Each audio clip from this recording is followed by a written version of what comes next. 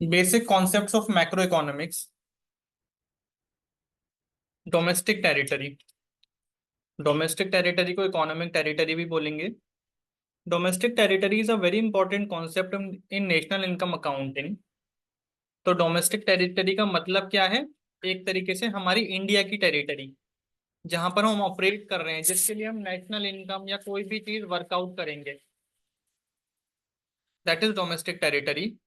तो क्या कहते हैं? Domestic territory means the political frontiers of a country. However, for the purpose of national income accounting, it is used in a wider sense. तो कहते हैं वैसे तो सिर्फ पॉलिटिकल फ्रंटियर्स हैं। पॉलिटिकल फ्रंटियर्स मतलब एक तरीके से हमारी बाउंड्रीज, पर इकोनॉमिक्स के लिए, नेशनल इनकम की अकाउंटिंग के लिए इसमें और भी चीजों को जोड़ा गया है। क्या है? In addition to political frontiers, domestic territory also includes ships and aircraft owned and operated by normal residents between two or more countries।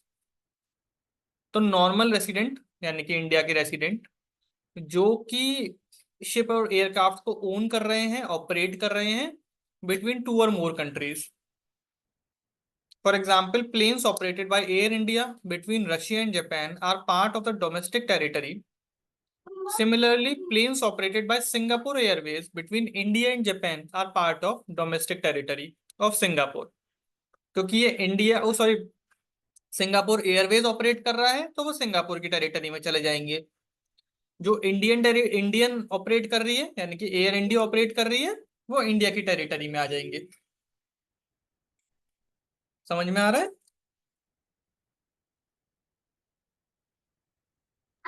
Yes. Fishing vessel, oil and natural gas rigs and floating platforms operated by residents of a country in the international waters where they have exclusive right of operation. Fishing boats operated by Indian fishermen in international waters of Indian oceans will be considered a part of domestic territory of India। तो क्या बोल रहे हैं? जो भी Indian fisherman international waters में fishing boats operate कर रहा है, वो भी इंडिया की टेरिटरी में काउंट होगा for the purpose of national income accounting. Embassies, consulates, military establishments of a country located abroad. Indian embassy in Russia, India की एम्बेसी जो भी बाहर की कंट्रीज में होंगी, वो भी इंडिया की डोमेस्टिक टेरिटरी का पार्ट बनेगा। कॉन्सुलेट का मतलब क्या है? कॉन्सुलेट इज एन ऑफिस और building used by council, an officer commissioned by the government to reside in a foreign country to promote the interest of the country to which he belongs। Domestic territory में क्या नहीं आएगा? Embassy, consulates, military establishments of a foreign country, यानी कि हमारी embassy जो India के बाहर किसी भी कंट्री में होगी, वो हमारी डोमेस्टिक टेरिटरी का पार्ट बन गया। तो ऐसे ही उन लोगों की एम्बेसी जो इंडिया में होगी, वो उनकी डोमेस्टिक टेरिटरी का पार्ट बनेगा, ना कि हमारी डोमेस्टिक टेरिटरी में इंक्लूड होगा। तो इंडिया में जिन भी कंट्रीज की एम्बेसीज होंगी, जैसे कि इंडिया में यूएस की, यूके की, सबकी एम्बेसीज जो होंगी, वो हमारी डोमेस्टिक टेरिटरी नहीं है, बल्कि उनकी खुद की डोमेस्टिक टेरिटरी है जिनकी वो एम्बेसी है। आ रहा है समझ में? सर एक क्वेश्चन था। हाँ, पूछो। एक तो सर नॉर्मल रेसिडेंट क्या है? नॉर्मल रेसिडेंट अभी आगे डिफाइन करेंगे। और ये एम्बेसी मतलब कि जैसे कि इंडिया की एम्बेसी अमेरिका में, तो वो अमेरिका की होगी, इंडिया की होगी? वो इंडिया की डोमेस्टिक टेरिटरी में का पार्ट बनेगी। अच्छा। यानी कि इंडिया की ठीक। एम्बेसी कहीं पर भी ऑल ओवर वर्ल्ड होगी, वो इंडिया की डोमेस्टिक टेरिटरी का पार्ट बनेगी। और बाहर की एम्बेसी इंडिया में होगी, तो वो बाहर का पार्ट बनेगी, हमारी डोमेस्टिक टेरिटरी में इंक्लूड नहीं होगी। Okay. International organisations like UNO, WHO located with in the geographical boundaries of a country. तो हमारी कंट्री में ये जो इंटरनेशनल ऑर्गेनाइजेशंस हैं, यूएनओ, डब्ल्यूएचओ, ये हमारी टेरिटरी का पार्ट नहीं बनेंगे, हमारी डोमेस्टिक टेरिटरी में इंक्लूड नहीं होंगे। According to the UN, economic territory or domestic territory is the geographical territory administered by the government within which person, goods and capital circulate freely। तो यूनाइटेड नेशंस ने domestic territory की definition क्या दी है? Domestic territory is a geographical territory. तो geographical territory का मतलब क्या होता है? ज्योग्राफी के हिसाब से, यानी कि जहां पर बाउंड्रीज को लिमिट कर दिया जाए, तो कहते हैं is the geographical territory administered by a government. किसी भी गवर्नमेंट, कोई भी गवर्नमेंट उसे एडमिनिस्टर कर रही है, एडमिनिस्टर करना मतलब कंट्रोल कर रही है, जहां पर लोग, गुड और कैपिटल सर्कुलेट कर सकें फ्रीली, यानी कि एक जगह से दूसरी जगह इजीली मूव कर सकें। ठीक है, आ रहा है समझ में? हाँ। अब देखो ये टेस्ट योरसेल्फ देखते हैं एक बार छोटा सा। Which of the following are covered under the domestic territory of India? Indian company in London,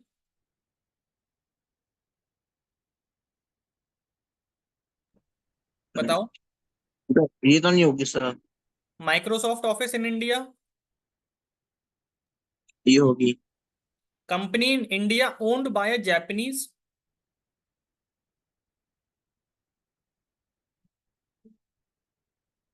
इसकी नहीं पता। क्योंकि भाई ये हमारी डोमेस्टिक टेरिटरी का पार्ट बनेगी, क्योंकि है तो हमारी ही उसमें ना, ज्योग्राफिकल बाउंड्रीज में सर हमारी लेकिन geographic- ओन तो जैपनीज कर रहे हैं ना। उससे कोई दिक्कत नहीं है। हमारी ज्योग्राफिकल बाउंड्री में सिर्फ दो चीजों का एक्सक्लूड करेंगे जो इनकी बाहर की ओनरशिप है। क्या क्या? एक तो इंटरनेशनल ऑर्गेनाइजेशन, जो ये यूएनओ, डब्ल्यूएचओ, ये बताया। और दूसरी चीज एम्बेसीज, कॉन्सुलेट्स, मिलिट्री एस्टेब्लिशमेंट, इनको एक्सक्लूड करेंगे अगर हमारी डोमेस्टिक टेरिटरी में है और बाहर का कंट्रोल है, बाहर की ओनरशिप है या बाहर के हैं। बाकी किसी को भी एक्सक्लूड नहीं करेंगे।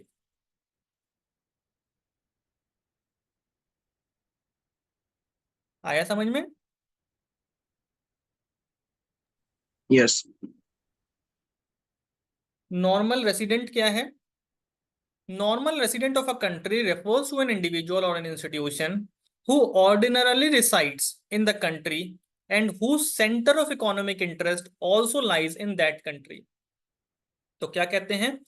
नॉर्मल रेसिडेंट कोई भी इंडिविजुअल या फिर इंस्टीट्यूशन, इंडिविजुअल भी है इंस्टीट्यूशन भी है, who ordinarily resides in the country and whose center of economic interest। Centre of economic interest का मतलब क्या होता है? तो देखो नीचे इन्होंने समझाया।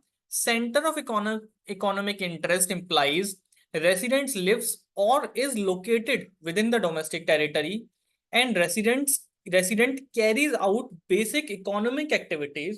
कौन कौन सी? Earning, spending, accumulation from that location। तो कोई भी इंडिविजुअल या इंस्टीट्यूशन जो एक किसी भी कंट्री में रह रहा है, ऑर्डिनरली रिसाइड। ऑर्डिनरली रिसाइड्स का मतलब क्या है? ऐसा नहीं है कि वो पूरे साल रह रहा है, लेकिन साल में ज्यादातर दिन रह रहा है, उसे बोलते हैं ऑर्डिनरली रेसिडेंट। ठीक है। Whose centre of economic interest, centre of economic interest मतलब वो कमा भी यहां पर रहा है, खर्च भी यहां पर कर रहा है, और एक्यूमुलेशन, वेल्थ एक्यूमुलेशन भी यहीं पर कर रहा है, पैसा भी यहीं पर जोड़ रहा है। ये सेविंग बोल सकते हैं ना सर इसको। हाँ बिल्कुल, सेविंग बोल सकते हैं।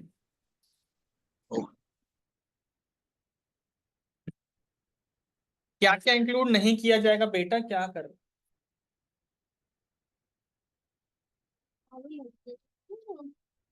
क्या क्या इंक्लूड नहीं किया जाएगा नॉर्मल रेसिडेंट की डेफिनेशन में? Foreign tourist and visitors who visits a country for recreation, holiday, medical treatment, study, sports, conferences. कोई भी फॉरेन टूरिस्ट और विजिटर जो इंडिया में आते हैं, किस पर्पस से? इन पर्पसेस से। पर्पस इन्होंने स्पेसिफाई किए। foreign staff of embassies, officials, diplomats, members of the armed forces of a foreign country located in the given country. तो यहाँ अभी हमने ऊपर पढ़ा था ना, एम्बेसी, कॉन्सुलेट्स, डिप्लोमेट्स जो भी इंडिया में है बाहर के, वो हमारी कंट्री का पार्ट नहीं है, हमारी डोमेस्टिक टेरिटरी का पार्ट नहीं है, तो ऐसे ही उनका स्टाफ भी हमारी डोमेस्टिक टेरिटरी का पार्ट नहीं है, सॉरी हमारी नॉर्मल रेसिडेंट नहीं बनेंगे। इंटरनेशनल ऑर्गेनाइजेशंस, इनको भी नॉर्मल रेसिडेंट नहीं बोलेंगे। क्यों? क्योंकि भाई इनको तो हमने डोमेस्टिक टेरिटरी का पार्ट भी नहीं बनाया था। इंप्लॉइज ऑफ इंटरनेशनल ऑर्गेनाइजेशन, जब इंटरनेशनल ऑर्गेनाइजेशन अपने आप में ही डोमेस्टिक टेरिटरी में इंक्लूड नहीं की जा रही, तो उनके इंप्लॉइज को भी नॉर्मल रेसिडेंट नहीं बोला जाएगा। However, if the employees are working for more than 1 year in such international institution, then they become the normal resident in which such institutions are located. It means if the American is working in UNO office in India for more than 1 year, then he will be treated as a normal resident of India. तो ये एक इन्होंने exception दिया। क्या बोला इन्होंने इसमें? वैसे तो इंटरनेशनल ऑर्गेनाइजेशन में जो भी बाहर का बंदा नौकरी कर रहा होगा वो हमारी नॉर्मल रेसिडेंट की डेफिनेशन में फॉल नहीं करेगा, लेकिन अगर वो किसी इंटरनेशनल ऑर्गेनाइजेशन में 1 साल से ज्यादा काम करता है इंडिया में रह करके, तो उसको फिर हम इंडिया का नॉर्मल रेसिडेंट ट्रीट कर लेंगे।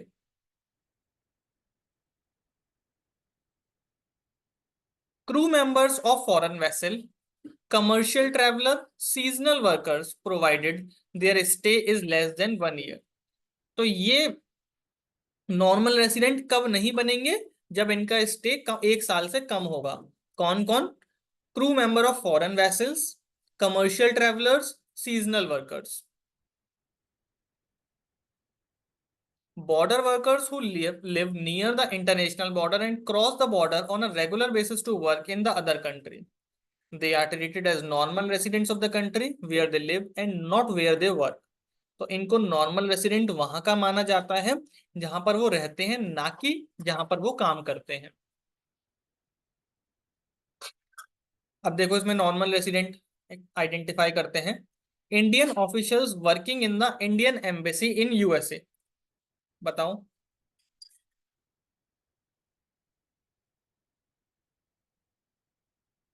दक्ष, इसमें Indian officials a, working in the Indian embassy in USA. इसमें ये इंडियन आएगा शायद। इंडियन हो गया ये, मतलब नॉर्मल रेसिडेंट पूछ रहा है वो। हाँ, normal residence. A Japanese tourist who stays in India for 2 months। ये नहीं होगा सर, क्यों? क्योंकि 1 ईयर मांगता है ना, 1 ईयर मांगता है ना, कि 1 ईयर ज्यादा होना चाहिए। टूरिस्ट तो आएगा ही नहीं, टूरिस्ट तो इसमें इंक्लूडेड ही नहीं है ना। ये देखो यहाँ पर जो हमने पढ़ा था ना, ये फॉरेन टूरिस्ट एंड विजिटर्स, इनके लिए कोई टाइम पीरियड नहीं है। Who visit a country for recreation, holiday, medical treatment, study, sports, conferences, इनके लिए टाइम पीरियड नहीं है। तो ये अगर टूरिस्ट विजिटर है तो ये नॉर्मल रेसिडेंट की डेफिनेशन से बाय डिफॉल्ट एक्सक्लूड हो जाएंगे। Indians going to Pakistan for watching the cricket match. नहीं, ये भी नहीं होगा, क्यों? क्योंकि टूरिस्ट हो गया ना फिर वो तो। अरे भाई इंडिया ही नहीं, इंडिया नहीं है ये, बस बाहर गया है क्रिकेट मैच देखने। तो सर वो तो 365 डेज के तो अलग हो गया ना फिर वो तो। अरे मेरे भाई 1 डे कम कहाँ, हो गया। कौन सी कंडीशन है 365 डेज की, बताइए आप कहाँ पर आपने पढ़ा थ्री ये सिक्सटी रहा ना, नीचे नीचे नीचे नॉर्मल रेजिडेंस के नीचे लाइन में। कहाँ पर बताओ। ये था ऊपर हल्का सा। हम्म, बोलो। ये फिफ्थ पॉइंट। हाँ, ये ना लेस देन 1 ईयर। यार इसमें तो क्या कह रहा है ये, crew members of foreign vessel, commercial traveller, seasonal worker, ये तो इन तीनों में ही फॉल नहीं कर रहा, कहाँ पर फॉल किया इन्हें, बताइए आप। भाई क्या है ये, देखो ये कहते हैं इंडियंस गोइंग, हम फोर्थ वाला कर रहे हैं ना। हाँ, Indians going to Pakistan to watch for watching the cricket match.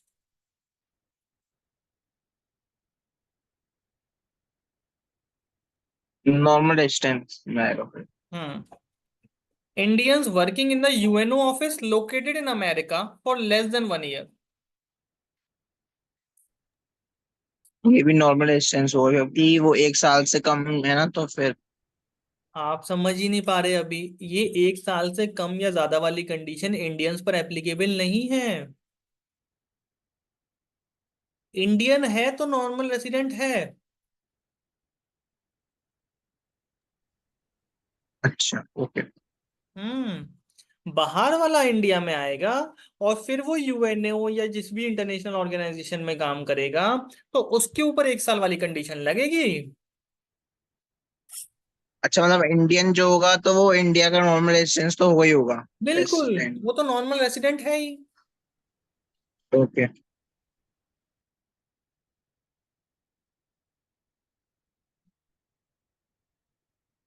ठीक है। Indian employees working in WHO located in India. ये तो होगा। Foreign tourist visiting India for a month to see the Taj Mahal. ये नहीं होगा सर। क्यों? क्योंकि वो फॉरेन का, मतलब जो टूरिस्ट होते हैं उन पे एप्लीकेबल ही नहीं होता। हाँ, 1 महीने वाली हमें बात से कोई मतलब नहीं है। अगर वो टूरिस्ट है तो उसके ऊपर एप्लीकेबल नहीं होगा। Indian Muslims going for the Hajj Hajj pilgrimage. तो ये नॉर्मल रेजिडेंट होगा। बिल्कुल। Citizenship and residentship are two different terms. तो सिटीजनशिप क्या है? It is basically a legal concept based on the place of birth of the person or some legal provisions allowing a person to become a citizen. It means Indian citizens can arise in two ways. When a person is born in India, he acquires automatic citizenship of India. जब भी India में पैदा होगा अपने आप उसे citizenship मिल जाएगी। A person born outside India applies for citizenship and Indian laws allows him to become Indian citizen. तो इंडिया में सिटीजन बनने के लिए उसने क्या बोला? 2 तरीके हैं। या तो वो इंडिया में ही पैदा हुआ तो उसे ऑटोमेटिकली सिटीजनशिप मिल गई। भैया पैदा होता है तो उसका date of birth certificate India का बन जाता है। या फिर वो पैदा बाहर हुआ इंडिया के, उसने इंडिया में अप्लाई किया सिटीजनशिप के लिए और वो कंडीशंस को फुलफिल कर रहा था इंडिया की सिटीजनशिप पाने के लिए और उसको मिल गई। सर ये दो ही मेथड होते हैं, फिर और भी कोई होता है? यही 2 मेथड है सिटीजन बनने के लिए। आप बताओ कोई तीसरा आपको समझ में आ रहा हो तो। बाय मैरिज भी तो होता है शायद। वो इंडिया में नहीं होता। अच्छा अच्छा।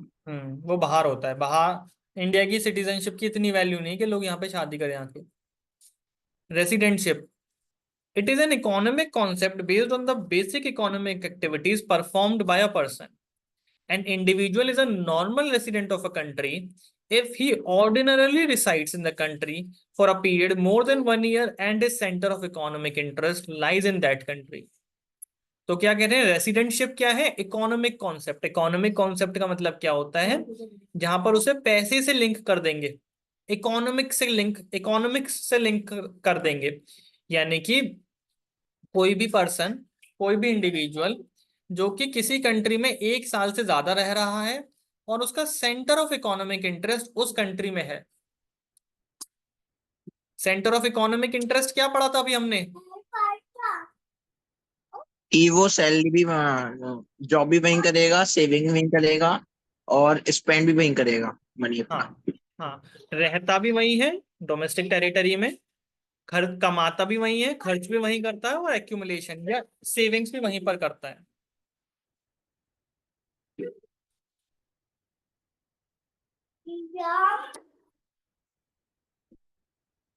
Concept of domestic territory and normal resident. The concept of domestic territory and normal resident are important to estimate domestic product and national product. तो ये हमारे आगे चैप्टर्स आएंगे नेशनल इनकम के, उसके लिए बहुत इंपॉर्टेंट कॉन्सेप्ट है ये कि डोमेस्टिक टेरिटरी क्या है और नॉर्मल रेसिडेंट क्या है। The concept of domestic territory helps to estimate domestic product. Domestic products में क्या काउंट करते हैं? Domestic product includes production activity of production units located in the economic territory irrespective of fact whether carried out by the resident और non resident. तो क्या कहते हैं, domestic territory में, इकोनॉमिक टेरिटरी में जो भी गुड्स या सर्विसेज बने, उसकी वैल्यू या वो प्रोडक्ट, गुड्स और सर्विसेज, वो क्या कहलाएगा, डोमेस्टिक प्रोडक्ट। वो बनाया चाहे रेसिडेंट ने हो चाहे नॉन रेसिडेंट ने।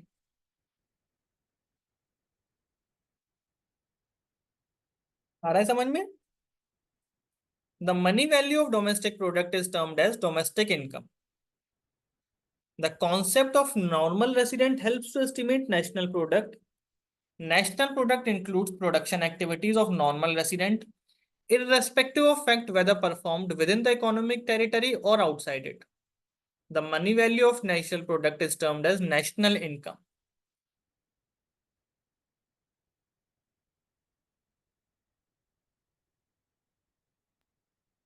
चलिए फैक्ट भाई हिंदी में बता दीजिए उसको, हिंदी में बता दोनों देते को एक बार। हैं। देखो, हाँ। वैसे तो इस पर भी पूरा चैप्टर ही आने वाला है, ये तो सिर्फ इन्होंने एक छोटा सा स्नैपशॉट दे दिया है। पर वैसे हम बताते हैं डोमेस्टिक प्रोडक्ट। डोमेस्टिक प्रोडक्ट का मतलब क्या है? डोमेस्टिक प्रोडक्ट आप एक तरीके से कह सकते हो छोटा कॉन्सेप्ट है as compare to national product.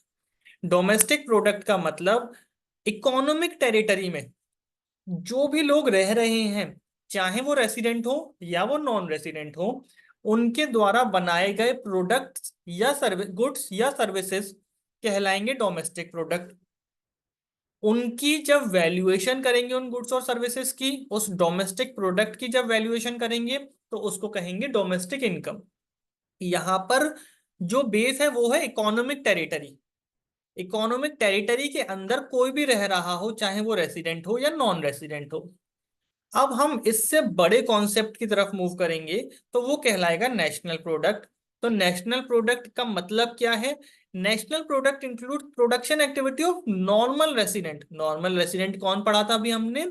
जो इंडिया में या हमारी कंट्री में रह रहे हैं ऑर्डिनरली, और उनका economic centre of economic interest यहीं पर है, irrespective of fact whether performed within the economic territory or outside India और आउटसाइड इट।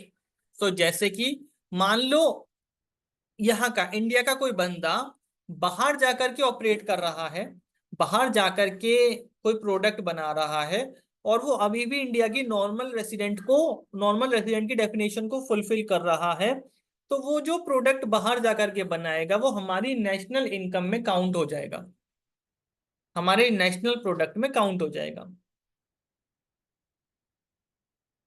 मतलब जैसे कि अगर कोई इंडिया की फैक्ट्री बाहर लगी हुई है हाँ और वो प्रोडक्शन कर रही है हाँ वहां पर, और हाँ, सेविंग लेकिन वो इंडिया में कर रही है आके, वो इंडिया की नॉर्मल रेसिडेंट की डेफिनेशन को फुलफिल कर रही है। तो फिर वो नॉर्मल रेस्टोरेंट में कहना आएगा, मतलब बिल्कुल नेशनल प्रोडक्ट हो जाएगा फिर वो। बिल्कुल, वो नेशनल प्रोडक्ट में काउंट होगा। ओके। ठीक है। बाकी इस पर अभी पूरा चैप्टर आएगा, इसमें तो बहुत डिस्कशन होगा, इसकी तो पूरी न्यूमेरिकल क्वेश्चंस आएंगे। Factor income and transfer income. Factor income refers to income received by factors of production for rendering factor services in the production process. It is received for providing factor services of land, labor, capital, and enterprise. Factor income of normal resident is included in the national income. तो factor income हमने पीछे पढ़ी थी, पूरा जो first chapter था हमारा वो फैक्टर इनकम पर ही था। हम वहां पर बात हाँ। कर रहे थे कि भाई जो फैक्टर्स ऑफ प्रोडक्शन होते हैं वो इनकम अर्न करते हैं in the form of factor income, land, labour, capital, enterprises, और फिर वो जाकर के उसको आगे खर्च कर देते हैं। तो फैक्टर इनकम का मतलब है जो भी income factors of production earn कर रहे हैं उसको हम बोलेंगे factor income. Transfer income. Transfer income refers to income received without rendering any productive service in return. जैसे कि आपको पॉकेट मनी जो मिलती है वो क्या है? Transfer income. क्योंकि उसको आपने कमाया नहीं है, कमाया तो आपके फादर ने और उन्होंने आपको दे दिया, तो that is transfer income. Transfer income refers to income received without rendering any productive services in return. It is a unilateral concept. It is not included in national income as it does not reflect any production of goods and services. इसको क्यों नहीं count करेंगे national income में? क्योंकि ये कुछ कुछ भी गुड्स और सर्विसेज बना करके नहीं आ रही है, प्रोडक्शन करके नहीं आ रही है। ये ऑलरेडी एक बार काउंट हो चुकी है भाई। जो आपके फादर ने इनकम अर्न करी वो क्या थी? Factor income. तो वो नेशनल इनकम की कंप्यूटेशन में ऐड हो गई। अब उन्होंने आपको कोई पॉकेट मनी अगर दे दी तो वो फिर से काउंट नहीं करेंगे इनकम को कंप्यूट करने के लिए। It can be received either within the domestic territory of a country or from abroad. आप डोमेस्टिक टेरिटरी में से भी रिसीव कर सकते हो या फिर बाहर से भी रिसीव कर सकते हो, जैसे कि old age pension, scholarship, unemployment allowance, pocket money. Taxes received by the government are the transfer income of the government as they are received without providing any productive service in return. Subsidies paid by the government are transfer payments of the government. तो क्या कह रहे हैं? Taxes जो सरकार receive करती है वो ट्रांसफर इनकम है। क्यों? क्योंकि सरकार डायरेक्टली तो उसके अगेंस्ट आपको कुछ नहीं दे रही ना।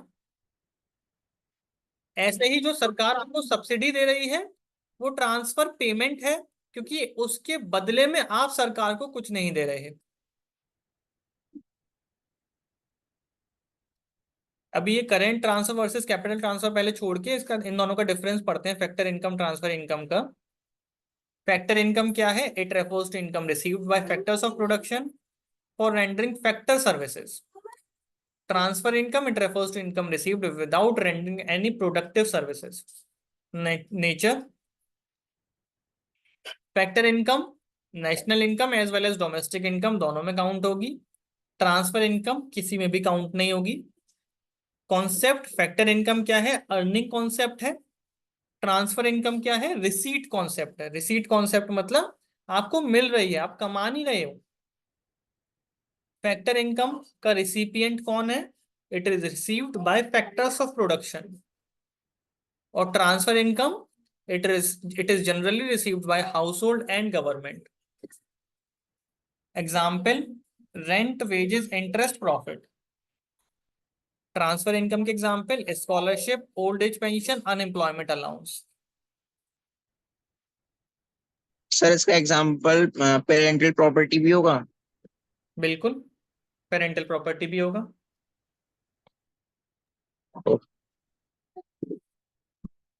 ठीक है।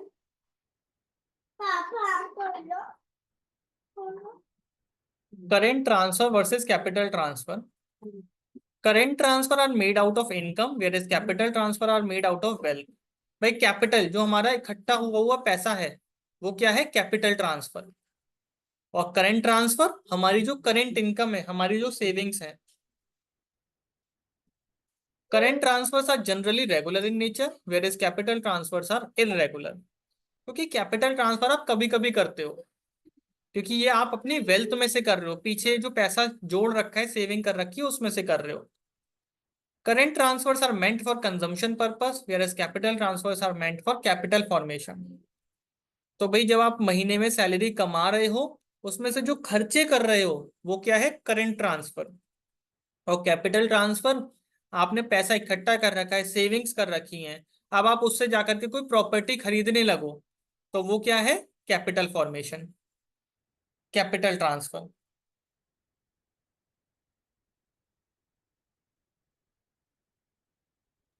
मतलब कोई एसेट में अगर इन्वेस्ट करेंगे तो कैपिटल ट्रांसफर, और अगर कोई मतलब एसेट में नहीं करेंगे तो फिर वो करंट ट्रांसफर।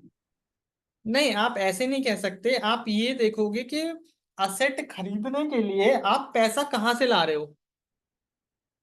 अगर आप अपनी सेविंग्स से ला रहे हो, पुरानी जो सेविंग्स कर रखी हैं, तो तो उस वो कैपिटल। हाँ बिल्कुल। अच्छा अच्छा। हाँ ठीक है। हाँ। Final goods and intermediate goods, जहां पर मतलब हो जाए, लगे तुम्हें कि अब इससे ज्यादा नहीं करें तो फिर बता देना मुझे, वैसे 10 मिनट में क्लास ही खत्म हो जाएगी। Final goods, final goods refers to those goods which are used either for consumption और फॉर इन्वेस्टमेंट। फाइनल गुड्स मतलब क्या है? जो भी आप बाजार से खरीद करके लाते हो और कंज्यूम कर लेते हो। जैसे कि ब्रेड, ब्रेड फाइनल गुड है, आप लाते हो और कंज्यूम कर लेते हो। मशीनरी, आपने मशीनरी खरीदी, आप उस पर फर्दर प्रोडक्शन कर रहे हो, तो वो फाइनल गुड है। Final goods includes goods purchased by consumer households as they are meant for final consumption, like milk. Goods purchased by firm for capital formation or investment, like machinery. It must be noted that final goods are neither resold nor used for any further transformation in the process of production. तो क्या कहते हैं? Final goods ना तो बेचे जाते हैं दोबारा से, ना ही further transformation product process of production में यूज किए जाते हैं। सर अगर कोई मिल्कमैन है हम्म। और वो मिल्क खरीद रहा है और रीसेल के पर्पज से। तो उसके लिए वो फाइनल गुड नहीं कहलाएगा। अच्छा। उसके लिए वो नीचे देखो, वो उसमें इंटरमीडिएट। इंटरमीडिएट। हाँ, intermediate goods. Intermediate goods refers to those goods which are used either for resale or for further production in the same year. क्या होता है? गुड्स परचेज फॉर रीसेल, जैसे आपका एग्जांपल था milk purchase by dairy shop. Goods use for further production, milk use for making sweets. Important points about intermediate goods. They are generally purchased by one production unit from another production unit. That is, intermediate goods remains within the production boundary. All purchases by one production unit from another production unit are not intermediate purchase. For example, purchase of a building, machinery are not intermediate purchase.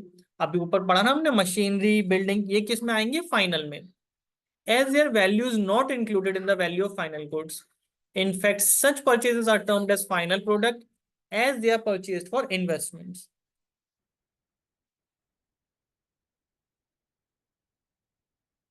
आ रहा है समझ में? हाँ, इतना तो आ गया। They have derived demand as their demand depends on demand for final goods. Derived demand का मतलब क्या होता है? जिसकी डिमांड किसी प्रोडक्ट पर डिपेंडेंट होती है। भाई जैसे कि आप बाजार गए और आप मिठाई खरीद रहे हो बहुत सारी, तो आपकी मिठाई खरीदने की वजह से दूध की डिमांड बढ़ती चली जाएगी, क्योंकि शॉपकीपर क्या करेगा? उसको जो मिठाई बेचनी है वो बनाने के लिए दूध खरीदेगा, तो इसीलिए दूध की डिमांड जो होगी वो डिराइव्ड डिमांड हो जाएगी।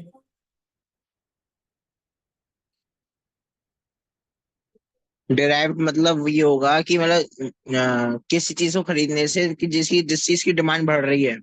हाँ, एक तरीके से भाई आप फाइनल प्रोडक्ट खरीद रहे हो तो रॉ मटेरियल या इंटरमीडिएट गुड्स की डिमांड बढ़ रही है, तो रॉ मटेरियल या इंटरमीडिएट गुड्स की जो डिमांड होगी वो उसे डिराइव्ड डिमांड बोलेंगे, क्योंकि उसकी डिमांड किसी दूसरे प्रोडक्ट की डिमांड की वजह से बढ़ रही है। Okay. Durable goods purchase by government for military purpose are included under the category of intermediate goods as they are used to produce defense services and not for market sale. तो क्या कह रहे हैं? जो गवर्नमेंट खरीद रही है military purpose से ड्यूरेबल गुड्स, उनको क्या बोलेंगे हम? Intermediate goods. क्यों? क्योंकि वो आगे फर्दर डिफेंस सर्विसेज को प्रोड्यूस करने में हेल्प कर रहे हैं, ना कि बेचने में हेल्प कर रहे हैं। Value of intermediate goods is merged with the value of final goods. भाई जब आप मिठाई खरीदने जाते हो बाजार में, तो वो दूध जितना उसमें लगाया होता है उसकी वैल्यू आपसे वसूलता है ना। भाई अगर उसको 1 किलो मिठाई बनाने में 5 लीटर दूध लगेगा, तो उस 5 लीटर दूध की वैल्यू वो आपसे वसूलेगा, यानी कि वो उसमें मिठाई की कॉस्ट में जोड़ देगा। तो यही बात कह रहे हैं ये, value of intermediate goods is merged with the value of final goods.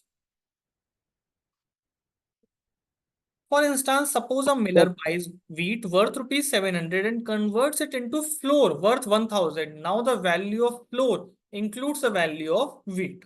बोलो, कुछ बोल रहे थे आप? ये मिलिट्री ट्रक वाला समझ में नहीं आया। मिलिट्री ट्रक में ये बोल रहे हैं कि जो सरकार ने मिलिट्री पर्पस के लिए कोई भी सामान खरीदा, वो फाइनल गुड्स नहीं है, क्योंकि वो उससे डिफेंस सर्विसेज रेंडर करने के लिए यूज कर रहे हैं उन चीजों को जो उन्होंने मिलिट्री पर्पज से खरीदी हैं, ना कि आगे फर्दर बेचने के लिए यूज कर रहे हैं।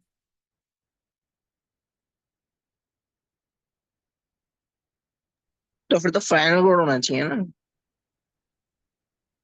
फाइनल कोड कंप्लीटली है वो तो। वो कंप्लीट है ना, लेकिन फाइनल गुड्स जो होते हैं वो कंज्यूम कर लेते हैं, यहाँ पर कंज्यूम नहीं कर रहे, उनको फर्दर डिफेंस सर्विसेज देने के लिए यूज कर रहे हैं। फाइनल गुड्स की डेफिनेशन देखिए ना आप। फाइनल गुड्स की डेफिनेशन क्या कहती है?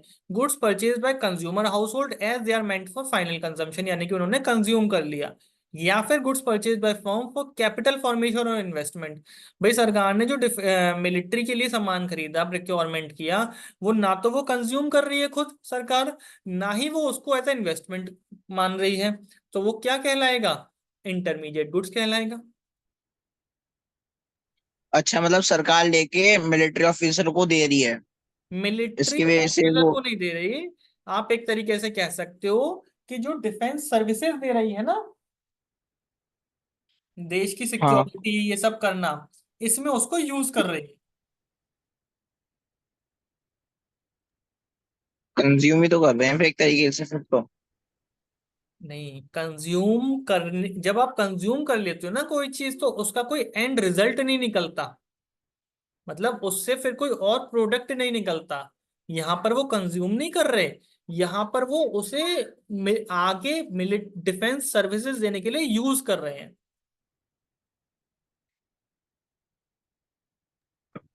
अच्छा। हम्म। ठीक। आया समझ में? हाँ ठीक है, यहीं तक रखें इसे, मेरे हिसाब से फिर बहुत ज्यादा हो जाएगा। हाँ हाँ। ठीक है, यहीं तक रखते हैं आज।